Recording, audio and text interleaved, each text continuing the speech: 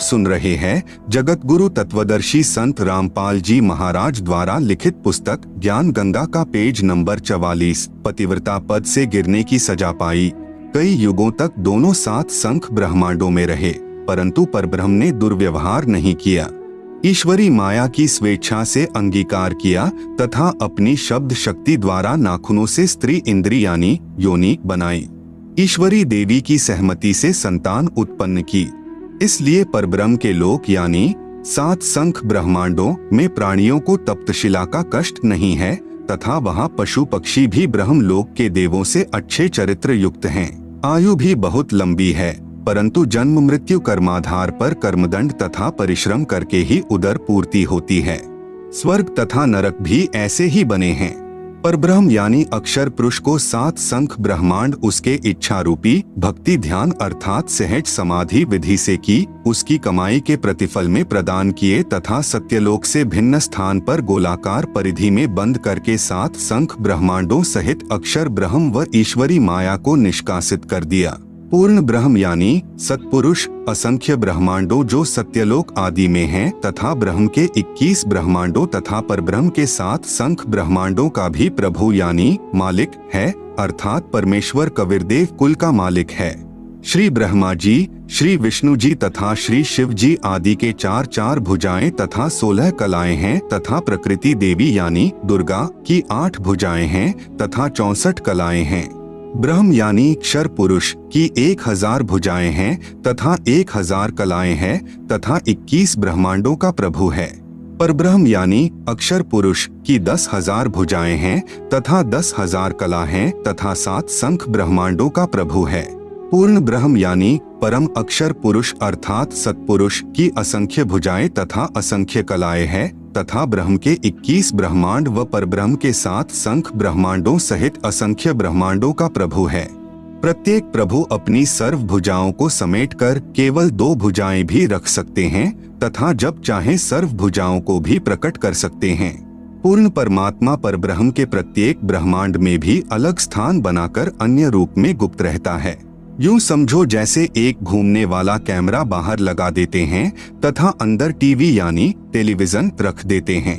TV पर बाहर का सर्व दृश्य नजर आता है तथा दूसरा टीवी बाहर रखकर अंदर का कैमरा स्थायी करके रख दिया जाए। उसमें केवल अंदर बैठे प्रबंधक का चित्र दिखाई देता है, जिससे सर्व कर्मचारी सावधान रहते हैं।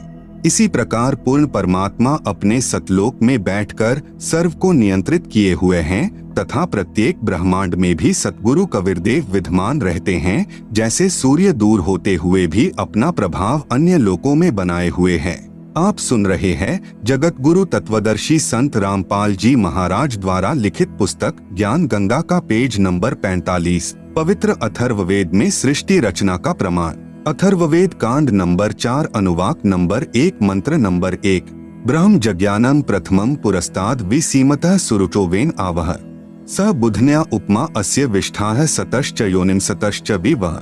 ब्रह्म जज्ञानम प्रथमं पुरस्तात् विसीमतः सुरुचः वेन आवह स बुधन्याः उपमा अस्य विष्ठाः सतः च योनिम असतः च विवह। अनुवाद। प्रथमम यानी प्राचीन अर्थात सनातन, ब्रह्म यानी परमात्मा ने, ज यानी प्रकट होकर, ज्ञानम यानी अपनी सूझबूझ से, पुरस्तात् यानी शिखर में अर्थात सतलोक आदि को, सुरुचः यानी स्वेच्छा से बड़े चाव से स्वप्रकाशित, विसीमतः यानी सीमा रहित अर्थात विशाल सीमा वाले भिन्न लोकों को रचा। उस वेनः यानी जुलाहे ने ताने अर्थात कपड़े की तरह बुनकर, आवह यानी सुरक्षित किया, च यानी तथा, सह यानी वह पूर्ण ब्रह्म ही सर्व रचना करता है, अस्य यानी इसलिए उसी, बुधन्याः यानी मूल मालिक ने, योनिम यानी मूलस्थान सत्यलोक की रचना की है, अस्य यानी इसके, उपमा यानी सदृश अर्थात मिलते जुलते, सतह यानी अक्षर पुरुष अर्थात परब्रह्म के लोक कुछ स्थायी, च यानी तथा, असतः यानी क्षर पुरुष के अस्थायी लोक आदि, विवह यानी आवास स्थान भिन्न, विष्ठाः यानी स्थापित किए।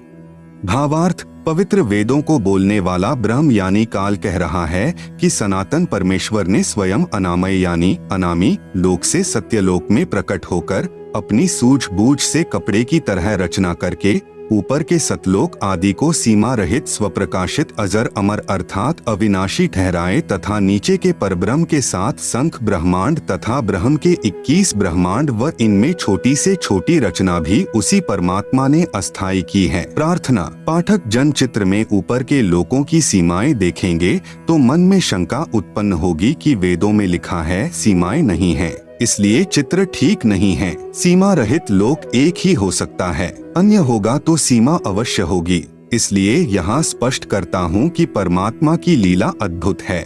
वह अनामी लोक के अतिरिक्त अन्य लोकों का विस्तार अधिक व कम करता रहता है, इसलिए इनका व्यास यानी परिधि सीमित नहीं है। अथर्ववेद कांड नंबर 4 अनुवाक नंबर 1 मंत्र नंबर 2।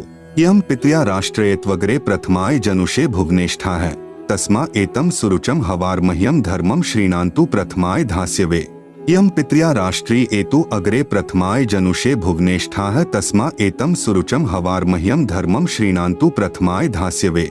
अनुवाद। यम यानी इसी, पितृया यानी जगत पिता परमेश्वर ने, एतु यानी इस, अग्रे यानी सर्वोत्तम, प्रथमाय यानी सर्व से पहली माया परानंदनी, राष्ट्री यानी राजेश्वरी शक्ति अर्थात पराशक्ति जिसके गुण को आकर्षण शक्ति भी कहते हैं, को जनुषे यानी उत्पन्न करके, भुवनेष्ठाः यानी लोक स्थापना की, तस्मा यानी उसी परमेश्वर ने, सुरुचम यानी बड़े चाव के साथ स्वेच्छा से, एतम यानी इस, प्रथमाय यानी प्रथम उत्पत्ति की शक्ति अर्थात पराशक्ति के द्वारा, हवार्मह्यम यानी एक दूसरे के वियोग को रोकने अर्थात आकर्षण शक्ति के, श्रीणान्तु यानी गुरुत्व आकर्षण को परमात्मा ने आदेश दिया सदा रहो उस कभी समाप्त न होने वाले, धर्मम यानी स्वभाव से, धास्यवे यानी धारण करके ताने अर्थात कपड़े की तरह बुनकर रोके हुए हैं।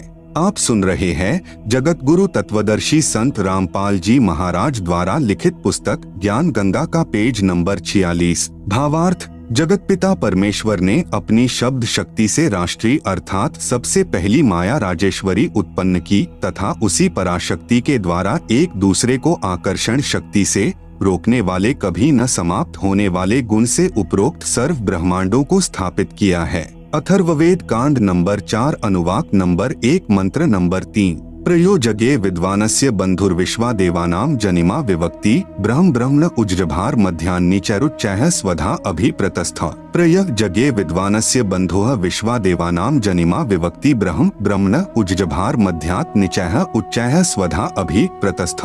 अनुवाद। प्र यानी सर्वप्रथम, देवानाम यानी देवताओं व ब्रह्मांडों की, जगे यानी उत्पत्ति के ज्ञान को, विद्वानस्य यानी जिज्ञासु भक्त का, यह यानी जो, बंधुः यानी वास्तविक साथी अर्थात पूर्ण परमात्मा ही अपने निज सेवक को, जनिमा यानी अपने द्वारा सृजन किए हुए को, विवक्ति यानी स्वयं ही ठीक ठीक विस्तार पूर्वक बताता है कि, ब्रह्मणः यानी पूर्ण परमात्मा ने, मध्यात् यानी अपने मध्य से अर्थात शब्द शक्ति से, ब्रह्म है यानी ब्रह्मक्षर पुरुष अर्थात काल को, उज्जभार यानी उत्पन्न करके, विश्वा यानी सारे संसार को अर्थात सर्व लोकों को, उच्चैः यानी ऊपर सत्यलोक आदि, निचैः यानी नीचे परब्रह्म व ब्रह्म के यानी सर्व ब्रह्मांड, स्वधा यानी अपनी धारण करने वाली, अभियः यानी आकर्षण शक्ति से, प्रतस्थौ यानी दोनों को अच्छी प्रकार स्थित किया। भावार्थ। पूर्ण परमात्मा अपने द्वारा रची सृष्टि का ज्ञान तथा सर्व आत्माओं की उत्पत्ति का ज्ञान अपने निजी दास को स्वयं ही सही बताता है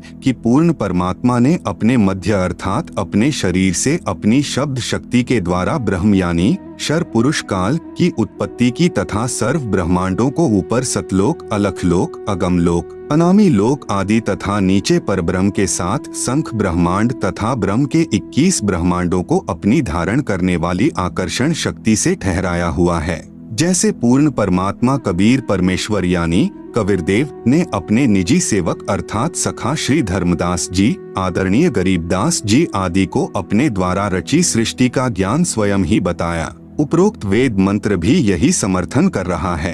अथर्ववेद कांड नंबर 4 अनुवाक नंबर 1 मंत्र नंबर 4।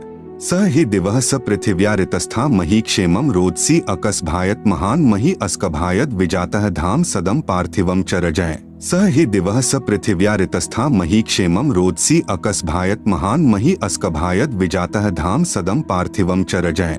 अनुवाद: सह यानी उसी सर्वशक्तिमान परमात्मा ने, ही यानी निःसंदेह, दिवः यानी ऊपर के चारों दिव्य लोक जैसे सत्यलोक, अलख लोक, अगम लोक तथा अनामी अर्थात अकह लोक अर्थात दिव्य गुणों युक्त लोकों को, ऋतस्था यानी सत्य स्थिर अर्थात अजर अमर रूप से स्थिर किए, स यानी उन्हीं के समान, पृथिव्या यानी नीचे के पृथ्वी वाले सर्व लोकों जैसे परब्रह्म के साथ संख तथा ब्रह्म काल के 21 ब्रह्मांड। आप सुन रहे हैं जगत गुरु तत्वदर्शी संत रामपाल जी महाराज द्वारा लिखित पुस्तक ज्ञान गंगा का पेज नंबर 47। मही यानी पृथ्वी तत्व से, क्षेमम यानी सुरक्षा के साथ, अस्कभायत यानी ठहराया, रोदसी यानी आकाश तत्व तथा पृथ्वी तत्व दोनों से ऊपर नीचे के ब्रह्मांडों को जैसे आकाश एक सूक्ष्म तत्व है।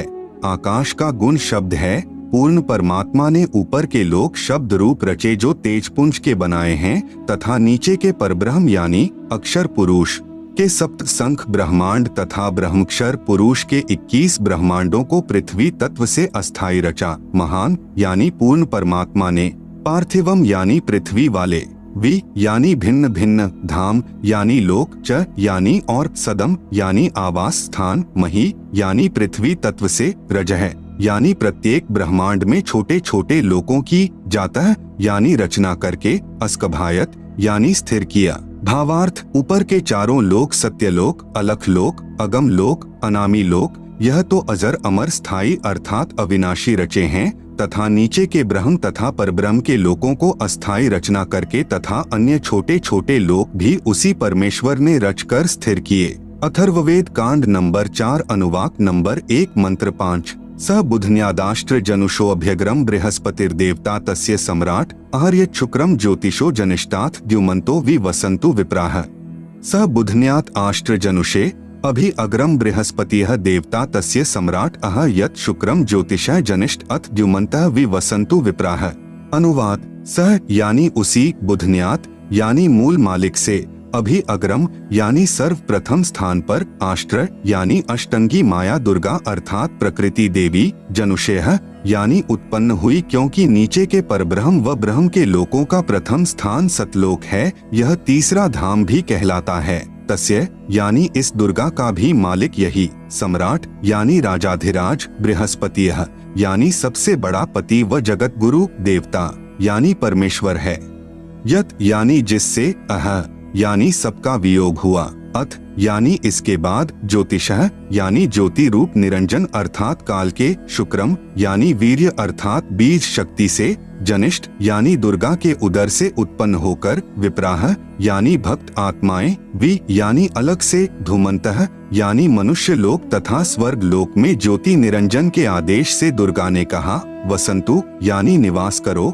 अर्थात वे निवास करने लगी। भावार्थ: पूर्ण परमात्मा ने ऊपर के चारों लोकों में से जो नीचे से सबसे प्रथम अर्थात सत्यलोक में आष्ट्रा अर्थात अष्टंगी यानी प्रकृति देवी दुर्गा की उत्पत्ति की।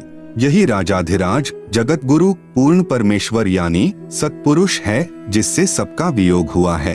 फिर सर्व प्राणी ज्योति निरंजन यानी काल के, वीर्य यानी बीज से दुर्गा यानी आष्ट्रा के गर्भ द्वारा उत्पन्न होकर स्वर्ग लोक व पृथ्वी लोक पर निवास करने लगे। अथर्ववेद कांड नंबर 4 अनुवाक नंबर 1 मंत्र 6।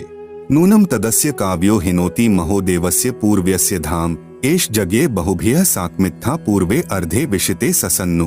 नूनम तत् अस्य काव्यः महादेवस्य पूर्व्यस्य धाम हिनोति पूर्वे विशिते एष जगे बहुभ्यः साकम इत्था अर्धे ससन्नु। आप सुन रहे हैं जगत गुरु तत्वदर्शी संत रामपाल जी महाराज द्वारा लिखित पुस्तक ज्ञान गंगा का पेज नंबर 48।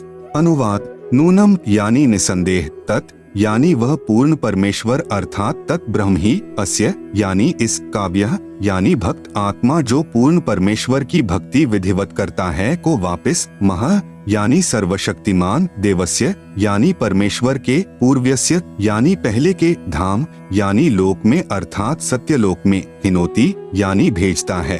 पूर्वे यानी पहले वाले, विशिते यानी विशेष चाहे हुए, एश यानी इस परमेश्वर को, व जगह यानी सृष्टि उत्पत्ति के ज्ञान को जानकर, बहुभ्यः यानी बहुत आनंद, साकम यानी के साथ, अर्धे यानी आधा, ससन यानी सोता हुआ, इत्था यानी विधिवत इस प्रकार, नु यानी सच्ची आत्मा से स्तुति करता है। भावार्थ, वही पूर्ण परमेश्वर सत्य साधना करने वाले साधक को उसी पहले वाले स्थान यानी सत्यलोक में ले जाता है जहाँ से बिछुड़ कर आए थे। वहाँ उस वास्तविक सुखदायी प्रभु को प्राप्त करके खुशी से आत्म विभोर होकर मस्ती से स्तुति करता है कि हे परमात्मा, असंख्य जन्मों के भूले भटकों को वास्तविक ठिकाना मिल गया। इसी का प्रमाण पवित्र ऋग्वेद मंडल 10 सूक्त 90 मंत्र 16 में भी है। आदरणीय गरीबदास जी को इसी प्रकार पूर्ण परमात्मा कबीरदेव यानी कबीर परमेश्वर स्वयं सत्य भक्ति प्रदान करके सत्यलोक लेकर गए थे। तब अपनी अमृतवाणी में आदरणीय गरीबदास जी महाराज ने आंखों देखकर कहा, गरीब अजब नगर में ले गए हमको सतगुरु आन, झिलके बिंब अगाध गति सुते चादर तान। अथर्ववेद कांड नंबर 4 अनुवाक नंबर 1 मंत्र 7। यो अथर्वाणम पितरम देव बंधुम बृहस्पतिम नमसाव च गच्छात त्वं विश्वेशाम जनिता यथा स कविर्देवो न दभायत स्वधावान। यह अथर्वाणम पितरम देवबंधुम बृहस्पतिम नमसा अव च गच्छात त्वं विश्वेशाम जनिता यथा स कविर्देवः न दभायत स्वधावान। अनुवाद, यह यानी जो, अथर्वाणम यानी अचल अर्थात अविनाशी, पितरम यानी जगत पिता, देव बंधुम यानी भक्तों का वास्तविक साथी अर्थात आत्मा का आधार, बृहस्पतिम यानी जगत गुरु, च यानी तथा, नमसा यानी विनम्र पुजारी अर्थात विधिवत साधक को, अव यानी सुरक्षा के साथ, गच्छात यानी सतलोक गए हुओं को अर्थात जिनका पूर्ण मोक्ष हो गया, वे सत्यलोक में जा चुके हैं, उनको सतलोक ले जाने वाला, विश्वेशाम यानी सर्व ब्रह्मांडों की, जनिता यानी रचना करने वाला जगदम्बा अर्थात माता वाले गुणों से भी युक्त, न दभायत यानी काल की तरह धोखा न देने वाले, स्वधावान यानी स्वभाव अर्थात गुणों वाला, यथा यानी ज्यों का त्यों अर्थात वैसा ही, सह यानी वह, त्वम यानी आप, कबीरदेव यानी कबीरदेव है अर्थात भाषा भिन्न इसे कबीर परमेश्वर भी कहते हैं। भावार्थ, इस मंत्र में यह भी स्पष्ट कर दिया कि उस परमेश्वर का नाम कबीरदेव अर्थात कबीर परमेश्वर है जिसने सर्व रचना की है। जो परमेश्वर अचल अर्थात वास्तव में अविनाशी, गीता अध्याय 15 श्लोक 16-17 में भी प्रमाण है। जगत गुरु आत्माधार जो पूर्ण मुक्त होकर सत्यलोक गए हैं, उनको सतलोक ले जाने वाला, सर्व ब्रह्मांडों का रचनहार, काल यानी ब्रह्म की तरह धोखा न देने वाला, ज्यों का त्यों वह स्वयं कबीरदेव अर्थात कबीर प्रभु है। आप सुन रहे हैं जगत गुरु तत्वदर्शी संत रामपाल जी महाराज द्वारा लिखित पुस्तक ज्ञान गंगा का पेज नंबर 49। यही परमेश्वर सर्व ब्रह्मांडों व प्राणियों को अपनी शब्द शक्ति से उत्पन्न करने के कारण जनिता यानी माता भी कहलाता है, तथा पितरम यानी पिता तथा बंधु यानी भाई भी वास्तव में यही है, तथा देव यानी परमेश्वर भी यही है। इसलिए इसी कबीरदेव यानी कबीर परमेश्वर की स्तुति किया करते हैं। त्वमेव माता च पिता त्वमेव बंधु च सखा त्वमेव विद्या च द्रविणम त्वमेव सर्वम मम देव। इसी परमेश्वर की महिमा का पवित्र ऋग्वेद मंडल नंबर 1 सूक्त नंबर 24 में विस्तृत विवरण है। पवित्र ऋग्वेद में सृष्टि रचना का प्रमाण, ऋग्वेद मंडल 10 सूक्त 90 मंत्र 1, सहस्र शीर्षा पुरुषः सहस्राक्षः सहस्रपात् स भूमिं विश्वतोम वरित्वात्यतिष्ठत् दशांगुलम। सहस्र शीर्षा पुरुषः सहस्राक्षः सहस्रपात् स भूमिं विश्वतः वृत्वा अत्यातिष्ठत् दशंगुलम। अनुवाद, पुरुषः यानी विराट रूप काल भगवान अर्थात क्षर पुरुष, सहस्र शीर्षा यानी 1000 सिरों वाला, सहस्राक्षः यानी 1000 आँखों वाला, सहस्रपात यानी 1000 पैरों वाला है, स यानी वह काल, भूमिन यानी पृथ्वी वाले 21 ब्रह्मांडों को, विश्वतः यानी सब ओर से, दशंगुलम यानी 10 अंगुलियों से अर्थात पूर्ण रूप से काबू किए हुए, वृत्वा यानी गोलाकार घेरे में घेर कर, अत्यातिष्ठत यानी इससे बढ़कर अर्थात अपने काल लोक में सबसे न्यारा भी 21वें ब्रह्मांड में ठहरा है अर्थात रहता है। भावार्थ, इस मंत्र में विराट यानी काल ब्रह्म का वर्णन है। गीता अध्याय 10-11 में भी इसी काल ब्रह्म का ऐसा ही वर्णन है। अध्याय 11 मंत्र नंबर 46 में अर्जुन ने कहा है कि हे सहस्राबाहु अर्थात हजार भुजा वाले, आप अपने चतुर्भुज रूप में दर्शन दीजिए, जिसके हजारों हाथ पैर, हजारों आंखें, कान आदि हैं। वह विराट रूप काल यानी क्षर प्रभु अपने अधीन सर्व प्राणियों को पूर्ण काबू करके अर्थात 20 ब्रह्मांडों को गोलाकार परिधि में रोककर स्वयं इनसे ऊपर यानी अलग 21वें ब्रह्मांड में बैठा है। ऋग्वेद मंडल 10 सूक्त 90 मंत्र 2। पुरुष एवेदम सर्वम यद्भूतम यच्च भाव्यम उतामृतत्वस्येशानो यदन्नेनातिरोहति। पुरुष एव इदम सर्वम यत् भूतम यत् च भाव्यम उत अमृतत्वस्य ईशानः यत् अन्नेन अतिरोहति। अनुवाद एव यानी इसी प्रकार कुछ सही तौर पर पुरुष यानी भगवान है, वह अक्षर पुरुष अर्थात परब्रह्म है। च यानी और इदम यानी यह, यत यानी जो, भूतम यानी उत्पन्न हुआ है, यत यानी जो, भाव्यम यानी भविष्य में होगा, सर्वम यानी सब, यत यानी प्रयत्न से अर्थात मेहनत द्वारा, अन्नेन यानी अन्न से। जगत गुरु तत्वदर्शी संत रामपाल जी महाराज द्वारा लिखित पुस्तक ज्ञान गंगा का पेज नंबर 50 पर ऊपर जड़ नीचे शाखा वाला उल्टा लटका हुआ संसार रूपी वृक्ष का चित्र दिया गया है, जिसे आप पुस्तक में देख सकते हैं। आप सुन रहे हैं जगत गुरु तत्वदर्शी संत रामपाल जी महाराज द्वारा लिखित पुस्तक ज्ञान गंगा का पेज नंबर 51। अतिरोहति यानी विकसित होता है। यह अक्षर पुरुष भी उत यानी संदेह युक्त, अमृतत्वस्य यानी मोक्ष का, ईशानः यानी स्वामी है, अर्थात भगवान तो अक्षर पुरुष भी कुछ सही है, परंतु पूर्ण मोक्षदायक नहीं है। भावार्थ, इस मंत्र में परब्रह्म यानी अक्षर पुरुष का विवरण है, जो कुछ भगवान वाले लक्षणों से युक्त है, परंतु इसकी भक्ति से भी पूर्ण मोक्ष नहीं है, इसलिए इसे संदेह युक्त मुक्तिदाता कहा है। इसे कुछ प्रभु के गुणों युक्त इसलिए कहा है कि यह काल की तरह तप्तशिला पर भून कर नहीं खाता, परंतु इस परब्रह्म के लोक में भी प्राणियों को परिश्रम करके कर्माधार पर ही फल प्राप्त होता है तथा अन्न से ही सर्व प्राणियों के शरीर विकसित होते हैं। जन्म तथा मृत्यु का समय भले ही काल यानी क्षर पुरुष से अधिक है, परंतु फिर भी उत्पत्ति प्रलय तथा 84 लाख योनियों में यातना बनी रहती है। मंडल 10 सूक्त 90 मंत्र 3। एतावानस्य महिमा तो ज्यायाश्च पुरुषः पादोऽस्य विश्वा भूतानि त्रिपादस्यामृतम दिवि। तावान अस्य महिमा अतः ज्यायान च पुरुषः पादः अस्य विश्वा भूतानि त्रिपाद अस्य अमृतम दिवि। अनुवाद अस्य यानी इस अक्षर पुरुष अर्थात परब्रह्म की तो एतावान यानी इतनी ही महिमा यानी प्रभुता है, च यानी तथा, पुरुषः यानी वह परम अक्षर ब्रह्म अर्थात पूर्ण ब्रह्म परमेश्वर तो अतः यानी इससे भी, ज्यायान यानी बड़ा है, विश्वा यानी समस्त, भूतानी यानी क्षर पुरुष तथा अक्षर पुरुष तथा इनके लोकों में तथा सत्यलोक तथा इन लोकों में जितने भी प्राणी हैं, अस्य यानी इस पूर्ण परमात्मा परम अक्षर पुरुष का, पादः यानी एक पैर है अर्थात एक अंश मात्र है, अस्य यानी इस परमेश्वर के, त्रि यानी 3, दिवि यानी दिव्य लोक जैसे सत्यलोक, अलख लोक, अगम लोक, अमृतम यानी अविनाशी, पाद यानी दूसरा पैर है, अर्थात जो भी सर्व ब्रह्मांडों में उत्पन्न है वह सत्य पुरुष पूर्ण परमात्मा का ही अंश या अंग है। भावार्थ, इस ऊपर के मंत्र 2 में वर्णित अक्षर पुरुष यानी परब्रह्म की तो इतनी ही महिमा है तथा वह पूर्ण पुरुष कबीरदेव तो इससे भी बड़ा है, अर्थात सर्वशक्तिमान है तथा सर्व ब्रह्मांड उसी के अंश मात्र पर ठहरे हैं। इस मंत्र में 3 लोकों का वर्णन इसलिए है क्योंकि चौथा अनामी यानी अनामय लोक अन्य रचना से पहले का है। यही 3 प्रभुओं यानी क्षर पुरुष, अक्षर पुरुष तथा इन दोनों से अन्य परम अक्षर पुरुष का विवरण श्रीमद् भगवत गीता अध्याय 15 श्लोक संख्या 16-17 में है।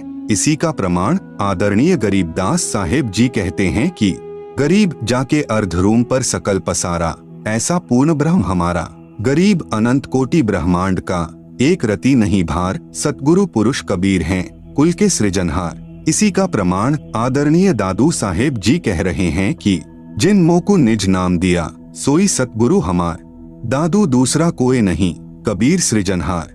इसी का प्रमाण आदरणीय नानक साहेब जी देते हैं कि यक अर्ज गुफ्तम पेश तो दर कून करतार, हक्का कबीर करीम तू बेअब परवरदिगार। आप सुन रहे हैं जगत गुरु तत्वदर्शी संत रामपाल जी महाराज द्वारा लिखित पुस्तक ज्ञान गंगा का पेज नंबर 52, श्री गुरु ग्रंथ साहेब, पृष्ठ नंबर 721, महिला 1, राग तिलंग। कून करतार का अर्थ होता है सर्व का रचनहार, अर्थात शब्द शक्ति से रचना करने वाला शब्द स्वरूपी प्रभु। हक्का कबीर का अर्थ है सत कबीर, करीम का अर्थ दयालु, परवरदिगार का अर्थ परमात्मा है। मंडल 10 सुक्त 90 मंत्र 4। त्रिपादूर्ध्व उदैत पुरुषः पादोऽस्यः भवत् पुनः ततो विश्वं व्यक्रामत् साश्नांशने अभि। त्रिपाद ऊर्ध्वः उदैत पुरुषः पादः अस्य यह अभवत् पुनः ततः विश्वं व्यक्रामत् सह अश्नांशने अभि। अनुवाद पुरुषः यानी यह परम अक्षर ब्रह्म अर्थात अविनाशी परमात्मा, ऊर्ध्वः यानी ऊपर, त्रि यानी 3 लोक जैसे सत्यलोक, अलख लोक, अगम लोक रूप, पाद यानी पैर अर्थात ऊपर के हिस्से में, उदैत यानी प्रकट होता है अर्थात विराजमान है, अस्य यानी इसी परमेश्वर पूर्ण ब्रह्म का, पादः यानी एक पैर अर्थात एक हिस्सा जगत रूप, पुनर् यानी फिर, इह यानी यहाँ, अभवत यानी प्रकट होता है, ततः यानी इसलिए, सह यानी वह अविनाशी पूर्ण परमात्मा, अश्नांशने यानी खाने वाले काल अर्थात क्षर पुरुष व न खाने वाले परब्रह्म अर्थात अक्षर पुरुष के भी, अभि यानी ऊपर, विश्वम यानी सर्वत्र, व्यक्रामत यानी व्याप्त है अर्थात उसकी प्रभुता सर्व ब्रह्मांडों व सर्व प्रभुओं पर है। वह कुल का मालिक है जिसने अपनी शक्ति को सर्व के ऊपर फैलाया है। भावार्थ यही सर्व सृष्टि रचनहार प्रभु अपनी रचना के ऊपर के हिस्से में तीनों स्थानों यानी सतलोक, अलख लोक, अगमलोक में 3 रूप में स्वयं प्रकट होता है अर्थात स्वयं ही विराजमान है। यहाँ अनामी लोक का वर्णन इसलिए नहीं किया क्योंकि अनामी लोक में कोई रचना नहीं है, तथा अकह यानी अनामय लोक शेष रचना से पूर्व का है।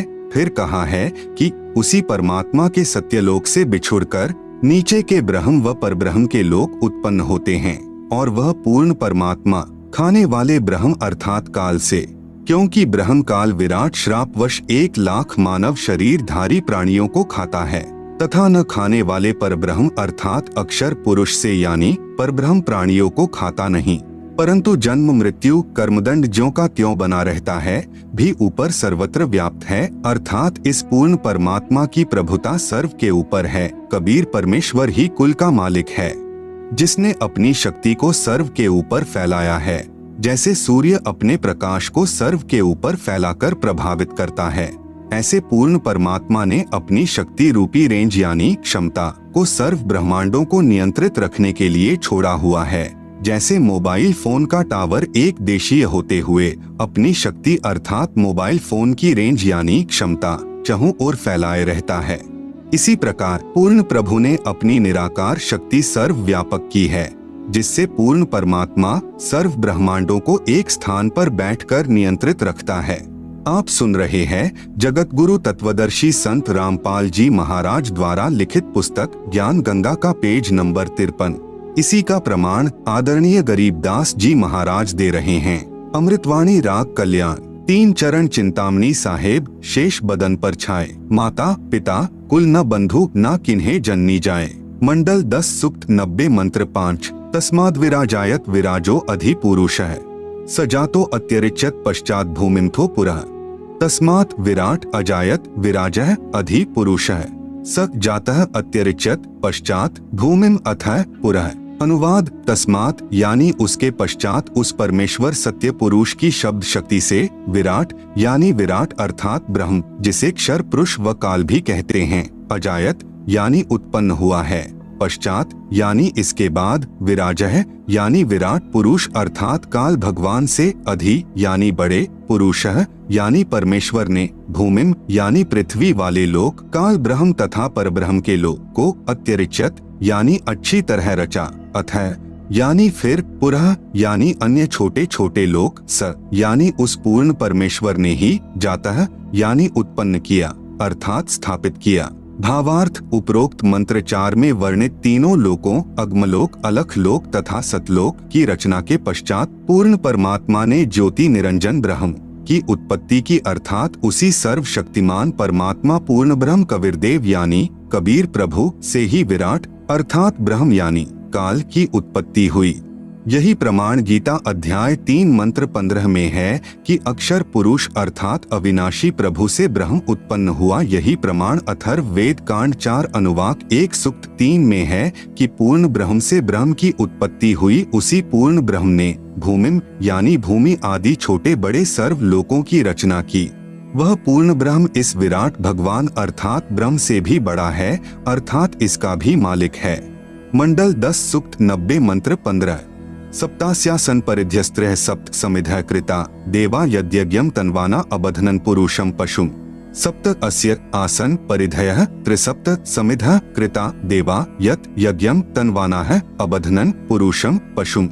अनुवाद सप्त यानी 7 संख ब्रह्मांड तो परब्रह्म के तथा त्रिसप्त यानी 21 ब्रह्मांड काल ब्रह्म के समिधः यानी कर्मदंड दुख रूपी आग से दुखी कृता यानी करने वाले परिधयः यानी गोलाकार घेरा रूप सीमा में आसन यानी विद्यमान है यत यानी जो पुरुषम यानी पूर्ण परमात्मा की यज्ञम यानी विधिवत धार्मिक कर्म अर्थात पूजा करता है पशुम यानी बलि के पशु रूपी काल के जाल में कर्म बंधन में बंधे देवा यानी भक्तात्माओं को तनवाना है यानी काल के द्वारा रचे अर्थात फैलाए पाप कर्म बंधन जाल से अबधनन यानी बंधन रहित करता है अर्थात बंदी छुड़ाने वाला बंदी छोड़ है। आप सुन रहे हैं जगत गुरु तत्वदर्शी संत रामपाल जी महाराज द्वारा लिखित पुस्तक ज्ञान गंगा का पेज नंबर 54। भावार्थ 7 संख ब्रह्मांड पर ब्रह्म के तथा 21 ब्रह्मांड ब्रह्म के हैं जिनमें गोलाकार सीमा में बंद पाप कर्मों की आग में जल रहे प्राणियों को वास्तविक पूजा विधि बताकर सही उपासना करवाता है जिस कारण से बलि दिए जाने वाले पशु की तरह जन्म मृत्यु के काल यानी ब्रह्म के खाने के लिए तप्तशिला के कष्ट से पीड़ित भक्तात्माओं को काल के कर्म बंधन के फैलाए जाल को तोड़कर बंधन रहित करता है अर्थात बंधन छुड़वाने वाला बंदी छोड़ है। इसी का प्रमाण पवित्र यजुर्वेद अध्याय 5 मंत्र 32 में है कि कविरंघारिसी कबीर यानी कबीर परमेश्वर अंग यानी पाप का अरि यानी शत्रु असी यानी है अर्थात पाप विनाशक कबीर है। बंभारिसी बंभारी यानी बंधन का शत्रु अर्थात बंदी छोड़ कबीर परमेश्वर असी यानी है। मंडल 10 सूक्त 90 मंत्र 16 यज्ञेन यज्ञमयजंत देवास्तानि धर्माणि प्रथमान्यासन तेह नाकम महिमानः सचंत यत्र पूर्वे साध्याः सन्ति देवाः यज्ञेन अयज्ञम अयजंत देवाः तानि धर्माणि प्रथमानि आसन ते ह नाकम महिमान सचंत यत्र पूर्वे साध्याः सन्ति देवाः। अनुवाद जो देवाः यानी निर्विकार देव स्वरूप भक्तात्माएं अयज्ञम यानी अधूरी गलत धार्मिक पूजा के स्थान पर यज्ञेन यानी सत्य भक्ति धार्मिक कर्म के आधार पर अयजंत यानी पूजा करते हैं तानी यानी वे धर्माणी यानी धार्मिक शक्ति संपन्न प्रथमानी यानी मुख्य अर्थात उत्तम आसन यानी हैं तेह यानी वे ही वास्तव में महिमानः यानी महान भक्ति शक्ति युक्त होकर साध्याः यानी सफल भक्त जन नाकम यानी पूर्ण सुखदायक परमेश्वर को सचंत यानी भक्ति निमित्त कारण अर्थात सतभक्ति की कमाई से प्राप्त होते हैं वे वहां चले जाते हैं यत्र यानी जहां पर पूर्वे यानी पहले वाली सृष्टि के देवाः यानी पाप रहित देव स्वरूप भक्त आत्माएं संति यानी रहती हैं। भावार्थ जो निर्विकार यानी जिन्होंने मांस शराब तंबाकू सेवन करना त्याग दिया है तथा अन्य बुराइयों से रहित है वे देव स्वरूप भक्त आत्माएं शास्त्र विधि रहित पूजा को त्याग कर शास्त्रानुकूल साधना करते हैं वे भक्ति की कमाई से धनी होकर काल के ऋण से मुक्त होकर अपनी सत्य भक्ति की कमाई के कारण उस सर्व सुखदायी परमात्मा को प्राप्त करते हैं अर्थात सत्यलोक में चले जाते हैं जहाँ पर सर्वप्रथम रची सृष्टि के देव स्वरूप अर्थात पाप रहित हंस आत्माएं रहती हैं। जैसे कुछ आत्माएं तो काल यानी ब्रह्म के जाल में फंस कर यहाँ आ गई, कुछ परब्रह्म के साथ 7 संख ब्रह्मांडों में आ गई, फिर भी असंख्य आत्माएं जिनका विश्वास पूर्ण परमात्मा में अटल रहा, जो पतिव्रता पद से नहीं गिरी वे वहीं रह गई। इसलिए यहाँ वही वर्णन पवित्र वेदों ने भी सत्य बताया है। यही प्रमाण गीता अध्याय 8 के श्लोक संख्या 8 से 10 में वर्णन है कि जो साधक पूर्ण परमात्मा की सत्साधना शास्त्र विधि अनुसार करता है वह भक्ति की कमाई के बल से उस पूर्ण परमात्मा को प्राप्त होता है, अर्थात उसके पास चला जाता है। इससे सिद्ध हुआ कि 3 प्रभु हैं, ब्रह्म, परब्रह्म, पूर्ण ब्रह्म। इन्हीं को नंबर 1 ब्रह्म ईश क्षर पुरुष, नंबर 2 परब्रह्म अक्षर पुरुष अक्षर ब्रह्म ईश्वर तथा नंबर 3 पूर्ण ब्रह्म परम अक्षर ब्रह्म परमेश्वर सत्पुरुष आदि पर्यायवाची शब्दों से जाना जाता है। आप सुन रहे हैं जगत गुरु तत्वदर्शी संत रामपाल जी महाराज द्वारा लिखित पुस्तक ज्ञान गंगा का पेज नंबर 55। यही प्रमाण ऋग्वेद मंडल 9 सूक्त 96 मंत्र 17 से 20 में स्पष्ट है कि पूर्ण परमात्मा कबीरदेव यानी कबीर परमेश्वर शिशु रूप धारण करके प्रकट होता है तथा अपना निर्मल ज्ञान अर्थात तत्व ज्ञान कबीरगीर भी है यानी कबीर वाणी के द्वारा अपने अनुयायियों को बोल बोल कर वर्णन करता है। वह कबीरदेव यानी कबीर परमेश्वर ब्रह्म यानी क्षर पुरुष के धाम तथा परब्रह्म यानी अक्षर पुरुष के धाम से भिन्न जो पूर्ण ब्रह्म यानी परम अक्षर पुरुष का तीसरा रिद्धाम यानी सतलोक है उसमें आकार में विराजमान है तथा सतलोक से चौथा अनामी लोक है उसमें भी यही कबीरदेव यानी कबीर परमेश्वर अनामी पुरुष रूप में मनुष्य सदृश आकार में विराजमान है। पवित्र श्रीमद् देवी महापुराण में सृष्टि रचना का प्रमाण ब्रह्मा विष्णु तथा शिव के माता पिता दुर्गा और ब्रह्म के योग से ब्रह्मा विष्णु और शिव का जन्म। पवित्र श्रीमद् देवी महापुराण 3 स्कंद अध्याय 1 से 3 गीता प्रेस गोरखपुर से प्रकाशित। अनुवादकर्ता श्री हनुमान प्रसाद पोद्दार तथा चिमन लाल गोस्वामी जी। पृष्ठ नंबर 114 से पृष्ठ नंबर 114 से 118 तक विवरण है कि कितने ही आचार्य भवानी को संपूर्ण मनोरथ पूर्ण करने वाली बताते हैं। वह प्रकृति कहलाती है तथा ब्रह्म के साथ अभेद संबंध है।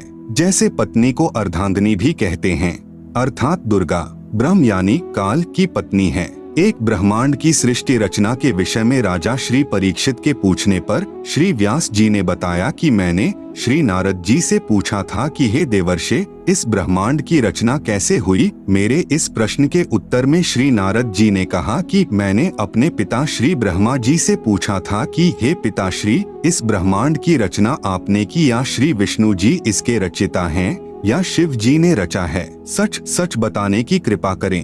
तब मेरे पूज्य पिता श्री ब्रह्मा जी ने बताया कि बेटा नारद मैंने अपने आप को कमल के फूल पर बैठा पाया था।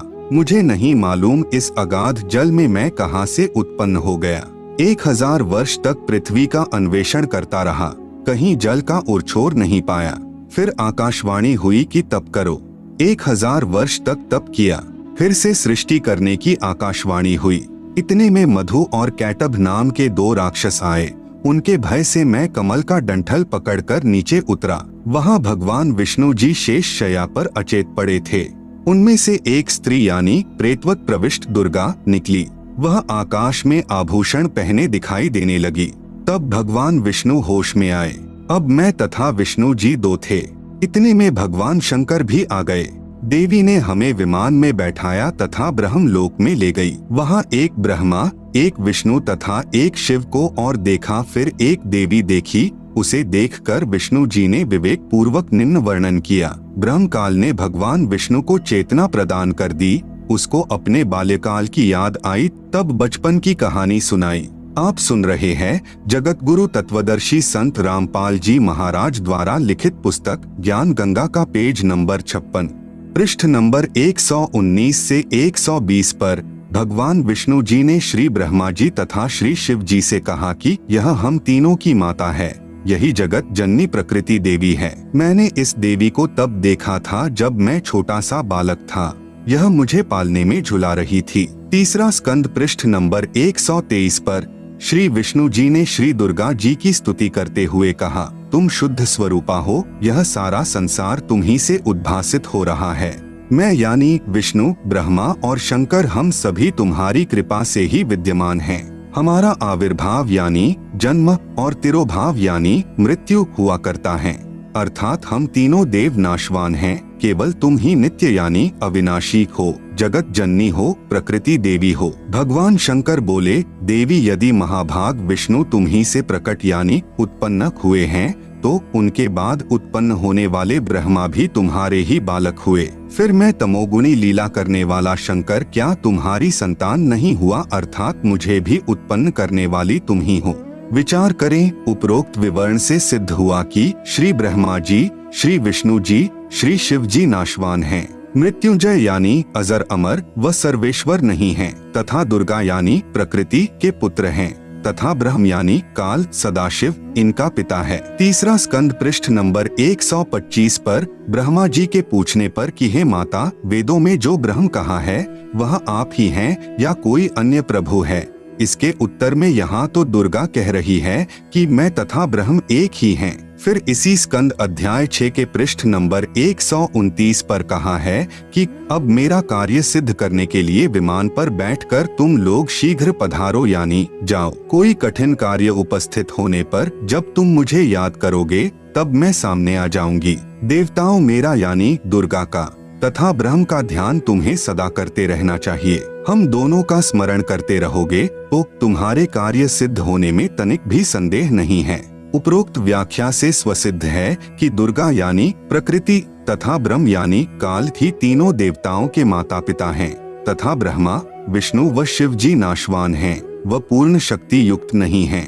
तीनों देवताओं श्री ब्रह्मा जी, श्री विष्णु जी, श्री शिव जी की शादी दुर्गा यानी प्रकृति देवी ने की। पृष्ठ नंबर 128, 129 पर तीसरे स्कंद में गीता अध्याय नंबर 7 का श्लोक नंबर 12, ये च एव सात्विकाः भावाः राजसाः तामसाः च ये मतः एव इति तान विद्धि न तु अहम तेषु ते मयि। अनुवाद, च यानी और एव यानी भी, ये यानी जो सात्विकाः यानी सत्वगुण विष्णु जी से स्थिति भावाः यानी भाव हैं, और ये यानी जो राजसाः यानी रजोगुण ब्रह्मा जी से उत्पत्ति च यानी तथा तामसाः यानी तमोगुण शिव से सहार हैं। तान यानी उन सबको तू मतः एव यानी मेरे द्वारा सुनियोजित नियमानुसार ही होने वाले हैं। इति यानी ऐसा, विद्धि यानी जान, तु यानी परंतु वास्तव में, तेषु यानी उनमें, अहम यानी मैं और ते यानी वे, मई यानी मुझ में, न यानी नहीं है। आप सुन रहे हैं जगत गुरु तत्वदर्शी संत रामपाल जी महाराज द्वारा लिखित पुस्तक ज्ञान गंगा का पेज नंबर 57। पवित्र शिव महापुराण में सृष्टि रचना का प्रमाण। काल ब्रह्म व दुर्गा से विष्णु, ब्रह्मा व शिव की उत्पत्ति।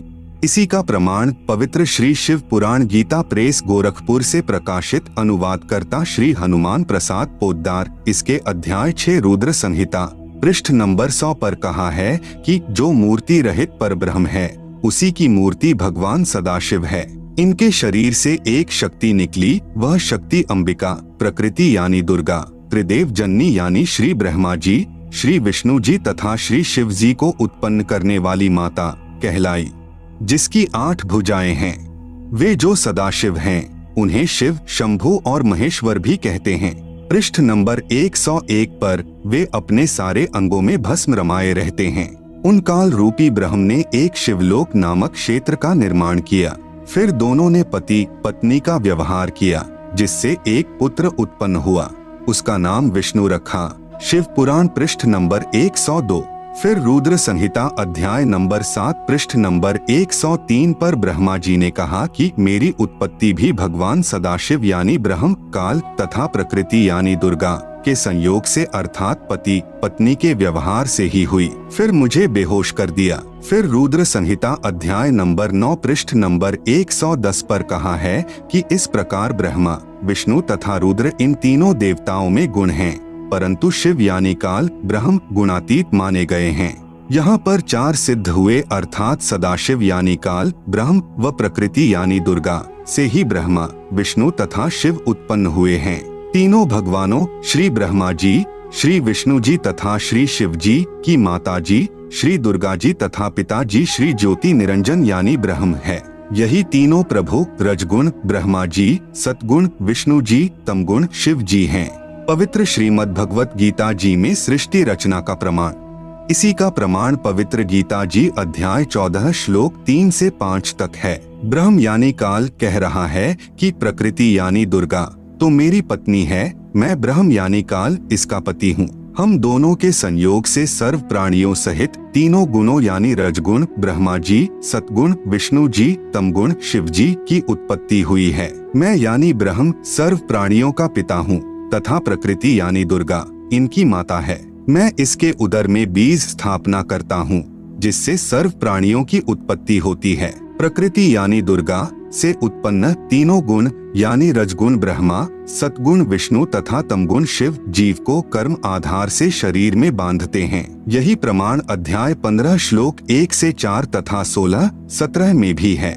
गीता अध्याय नंबर 15 का श्लोक नंबर 1, ऊर्ध्वमूलम अधः शाखम अश्वत्थम प्राहुः अव्ययम छंदांसी यस्य पर्णानि यह तम वेद सह वेदवित। अनुवाद ऊर्ध्वमूलम यानी ऊपर को पूर्ण परमात्मा आदि पुरुष परमेश्वर रूपी जड़ वाला, अधः शाखम यानी नीचे को तीनों गुण अर्थात रजगुण ब्रह्मा, सतगुण विष्णु व तमगुण शिव रूपी शाखा वाला, अव्ययम यानी अविनाशी, अश्वत्थम यानी विस्तारित पीपल का वृक्ष है, यस्य यानी जिसके, छंदांसी यानी जैसे वेद में छंद है ऐसे संसार रूपी वृक्ष के भी विभाग छोटे छोटे हिस्से टहनियां व पर्णानी यानी पत्ते, प्राहुः यानी कहे हैं, तम यानी उस संसार रूप वृक्ष को, यह यानी जो, वेद यानी इसे विस्तार से जानता है, सह यानी वह, वेदवित यानी पूर्ण ज्ञानी अर्थात तत्वदर्शी है। आप सुन रहे हैं जगत गुरु तत्वदर्शी संत रामपाल जी महाराज द्वारा लिखित पुस्तक ज्ञान गंगा का पेज नंबर 58।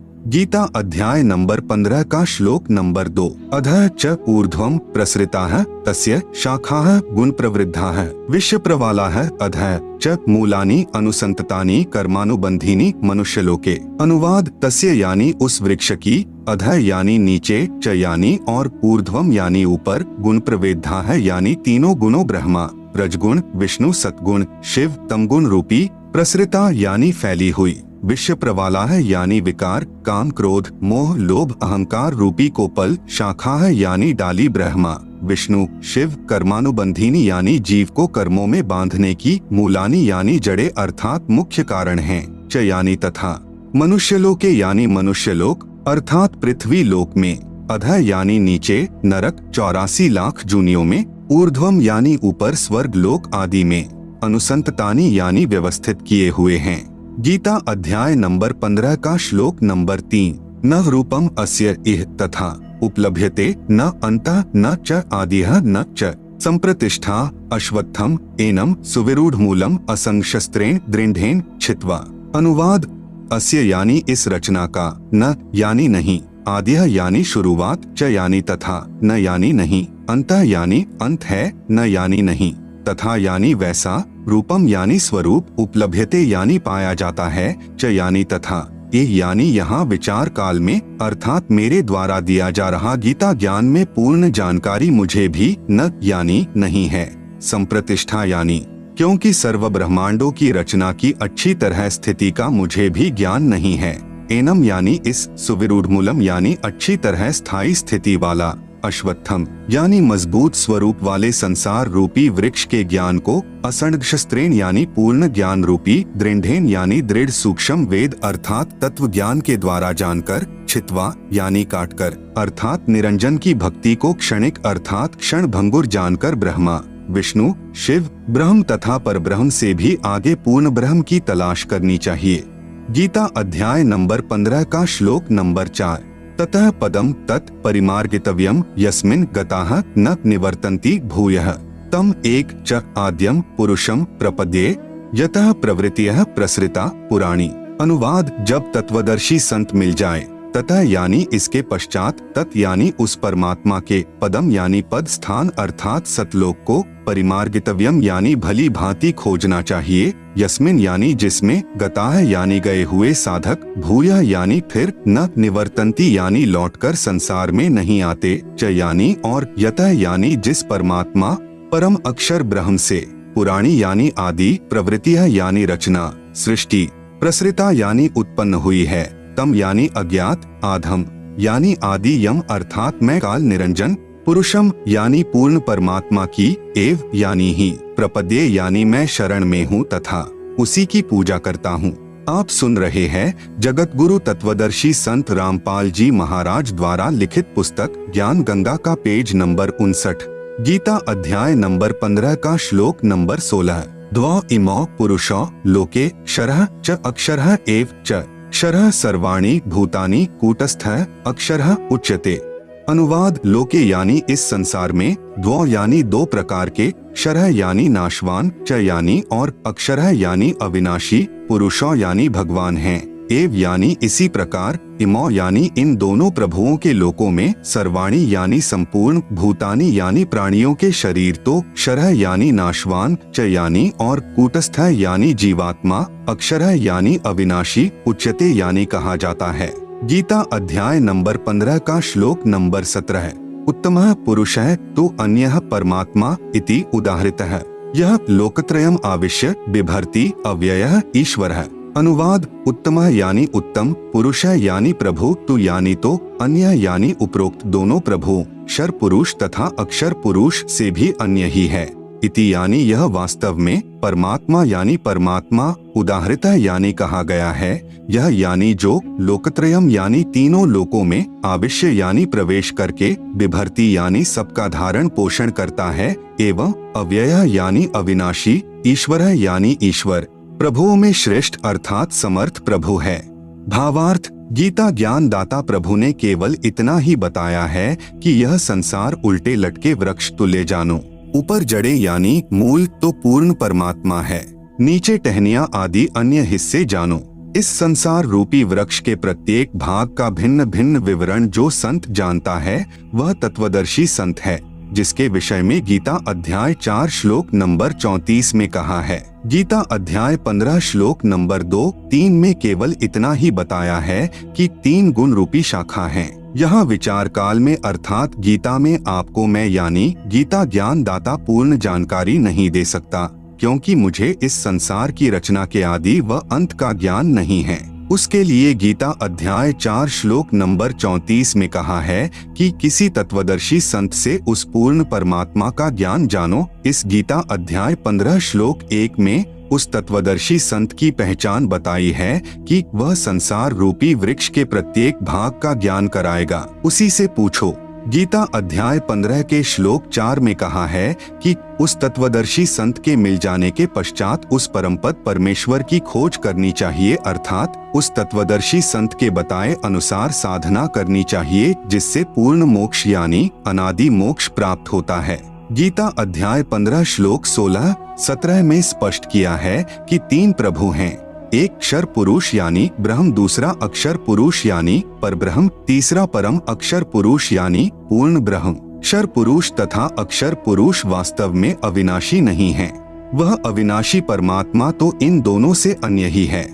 वही तीनों लोकों में प्रवेश करके सर्व का धारण पोषण करता है। उपरोक्त श्रीमद् भगवत गीता अध्याय 15 श्लोक 1 से 4 तथा 16-17 में यह प्रमाणित हुआ कि उल्टे लटके हुए संसार रूपी वृक्ष की मूल अर्थात जड़ तो परम अक्षर ब्रह्म अर्थात पूर्ण ब्रह्म है, जिससे पूर्ण वृक्ष का पालन होता है, तथा वृक्ष का जो हिस्सा पृथ्वी के तुरंत बाहर जमीन के साथ दिखाई देता है वह तना होता है, उसे अक्षर पुरुष अर्थात परब्रह्म जानो। आप सुन रहे हैं जगत गुरु तत्वदर्शी संत रामपाल जी महाराज द्वारा लिखित पुस्तक ज्ञान गंगा का पेज नंबर 60।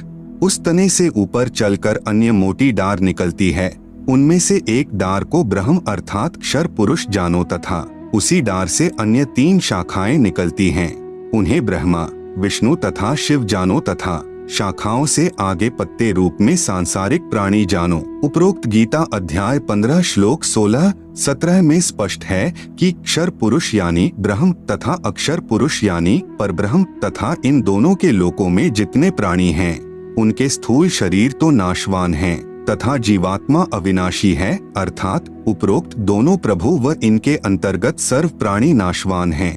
भले ही अक्षर पुरुष यानी परब्रह्म को अविनाशी कहा है, परंतु वास्तव में अविनाशी परमात्मा तो इन दोनों से अन्य है।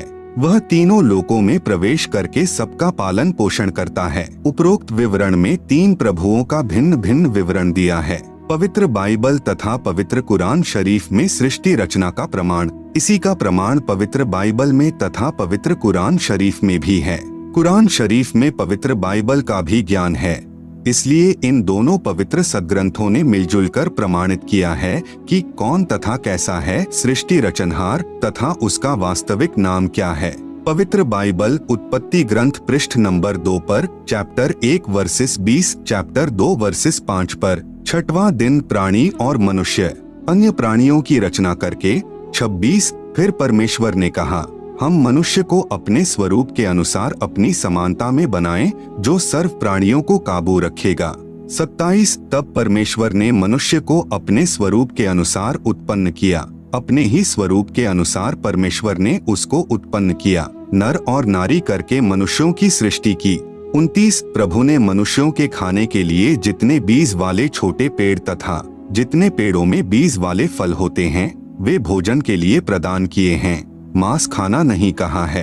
7वां दिन विश्राम का दिन। परमेश्वर ने 6 दिन में सर्व सृष्टि की उत्पत्ति की तथा 7वें दिन विश्राम किया। पवित्र बाइबल ने सिद्ध कर दिया कि परमात्मा मानव सदृश शरीर में है, जिसने 6 दिन में सर्व सृष्टि की रचना की तथा फिर विश्राम किया। पवित्र कुरान शरीफ सूरत फुरकानी 25 आयत नंबर 52, 58, 59, आयत 52 फला तुतियल काफिरन व जहिदहुम बिही जिहादन कबीरा यानी कबीरन। इसका भावार्थ है कि हजरत मोहम्मद जी का खुदा यानी प्रभु कह रहा है कि हे पैगंबर, आप काफिरों यानी जो एक प्रभु की भक्ति त्याग कर अन्य देवी देवताओं तथा मूर्ति आदि की पूजा करते हैं का कहा मत मानना, क्योंकि वे लोग कबीर को पूर्ण परमात्मा नहीं मानते। आप मेरे द्वारा दिए इस कुरान के ज्ञान के आधार पर अटल रहना कि कबीर ही पूर्ण प्रभु है तथा कबीर अल्लाह के लिए संघर्ष करना यानी लड़ना नहीं, अर्थात अडिग रहना। आप सुन रहे हैं जगत गुरु तत्वदर्शी संत रामपाल जी महाराज द्वारा लिखित पुस्तक ज्ञान गंगा का पेज नंबर 61 आयत 58 व तवक्कल अलल हरूल्लजीला यमूतु व सब्बे बिहमदिही व कफा बिही बिजुनूबी इबादिही खबीरा यानी कबीरा। भावार्थ है कि हजरत मोहम्मद जी जिसे अपना प्रभु मानते हैं वह अल्लाह यानी प्रभु किसी और पूर्ण प्रभु की तरफ संकेत कर रहा है कि यह पैगंबर उस कबीर परमात्मा पर विश्वास रख जो तुझे जिंदा महात्मा के रूप में आकर मिला था। वह कभी मरने वाला नहीं है, अर्थात वास्तव में अविनाशी है। तारीफ के साथ उसकी पाकी यानी पवित्र महिमा का गुणगान किए जा। वह कबीर अल्लाह यानी कबीरदेव पूजा के योग्य है तथा अपने उपासकों के सर्व पापों को विनाश करने वाला है। आयत 59 अलजी खलक समावाती वलर्ज वमा बैनहुमा फी सित्तती अयामिन सुम्मस्तवा अल्लर्शी अर्रहमानु फसल बिही खबीरन यानी कबीरन। भावार्थ है कि हजरत मोहम्मद को कुरान शरीफ बोलने वाला प्रभु यानी अल्लाह कह रहा है कि वह कबीर प्रभु वही है जिसने जमीन तथा आसमान के बीच में जो भी विद्यमान है सर्व सृष्टि की रचना 6 दिन में की तथा 7वें दिन ऊपर अपने सत्यलोक में सिंहासन पर विराजमान हो गया यानी बैठ गया। उसके विषय में जानकारी किसी बाखबर यानी तत्वदर्शी संत से पूछो।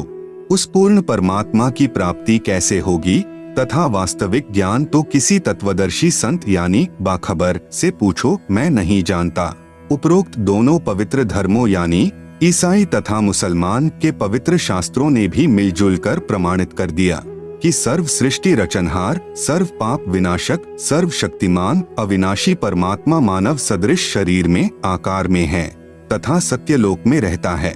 उसका नाम कबीर है, उसी को अल्लाहु अकबिरू भी कहते हैं। आदरणीय धर्मदास जी ने पूज्य कबीर प्रभु से पूछा कि हे सर्वशक्तिमान, आज तक यह तत्व ज्ञान किसी ने नहीं बताया, वेदों के मर्मज्ञ ज्ञानियों ने भी नहीं बताया। इससे सिद्ध है कि चारों पवित्र वेद तथा चारों पवित्र कतेब यानी कुरान शरीफ आदि झूठे हैं। पूर्ण परमात्मा ने कहा, कबीर वेद कतेब झूठे नहीं भाई, झूठे हैं जो समझे नहीं। भावार्थ है कि चारों पवित्र वेद ऋग्वेद, अथर्ववेद, यजुर्वेद, सामवेद तथा पवित्र चारों कतेब कुरान शरीफ, जबूर, तौरात, इंजिल गलत नहीं हैं, परंतु जो इनको नहीं समझ पाए वे नादान हैं। पूज्य कबीर परमेश्वर यानी कबीर देव जी की अमृतवाणी में सृष्टि रचना विशेष निम्न अमृतवाणी सन 1403 से, जब पूज्य कबीर देव कबीर परमेश्वर लीलामय शरीर में 5 वर्ष के हुए, सन 1518 जब कबीरदेव यानी कबीर परमेश्वर मगहर स्थान से सशरीर सतलोक गए के बीच में लगभग 600 वर्ष पूर्व परम पूज्य कबीर परमेश्वर यानी कबीरदेव जी द्वारा अपने निजी सेवक यानी दास भक्त आदरणीय धर्मदास साहेब जी को सुनाई थी।